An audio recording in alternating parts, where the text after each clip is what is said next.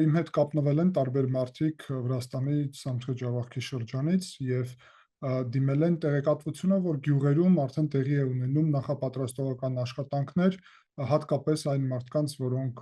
Ռուսաստանից հետ որևէ կապեր ունեն, բիզնես եւ այլն, գիտեք, որ շատերը այդտեղից խոփան են գնում աշխատելու, այդ առումով աշխատանքներ է վարվում, որ նախապատրաստեն հունիսի 7-ի ընտրությունների համար, որ իրան կազմակերպված կան Հայաստան, քվեարկեն։ Խոսքը երկքաղաքացիություն ունեցող անձանց մասին է, ասում է Թումասյանը։ Նա ավելի վաղ Facebook-յան էջի միջոցով դիմել էր Վրաստանում ապրող հայերին, խնդրելով, եթե ունեն տեղեկություն, որ կազմակերպվում են ուղևորություններ Հայաստան, որոշակի ուժերի օգտին քվեարկելու նպատակով հաղորդեն իրեն։ Բազմաթիվ ահազանգեր արդեն ստացել է, խոստացել դիմողների անուն-ազգանունները չհրապարակել։ Ինձ դիմաց մարդիկ փաստացի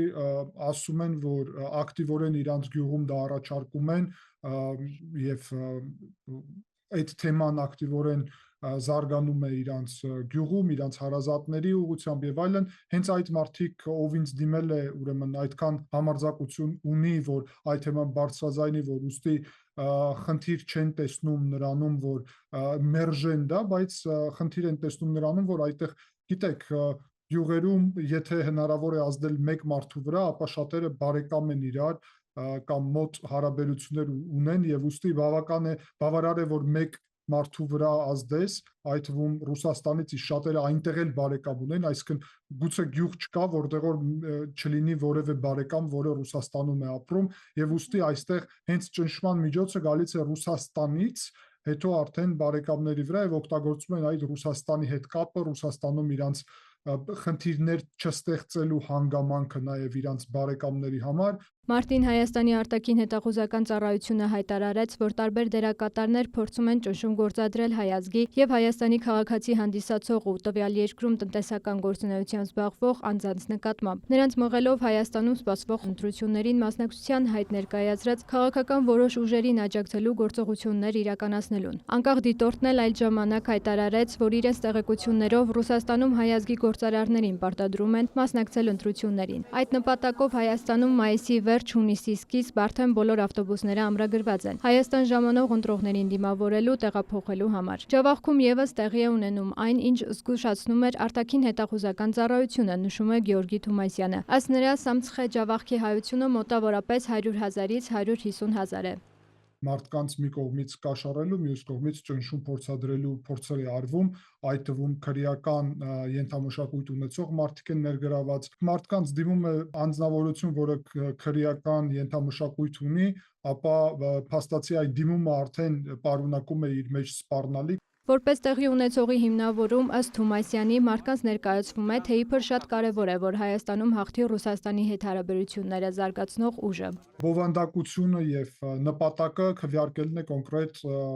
այդ կուսակցության Սամվել Կարապետյանի կուսակցության համար։ Շատ մարդ կա այստեղ Ջավախքում, ով ունի Հայաստանի քաղաքացիություն եւ ուստի դրա միջոցով կարող են ազդել հայկական ընտրությունների վրա։ Իհարկե պետք է ասել, որ ինչպես Հայաստանում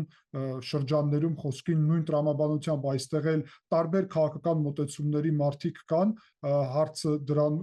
նկատի ունեմ հայ հանրության միջև, հարցը դրանում չէ, գլխավոր խնդիրը նրանում է, որ այստեղ փորձում են կազմակերպել այդ գործընթացը, որովհետև եթե անձնական օրակարգով որևէ մեկը մեկնում է Հայաստան, որ քվեարկի, դա չի պարունակում խնդիր, դա միշտ էլ եղել է, բայց երբ լայնածավալ կազմակերպչական գործողություններ են վարվում այս նպատակով կոնկրետ ուժի ուղղությամբ, ապա ես կարծում եմ Հայաստանի պատշաճ մարմինները նաև պետք է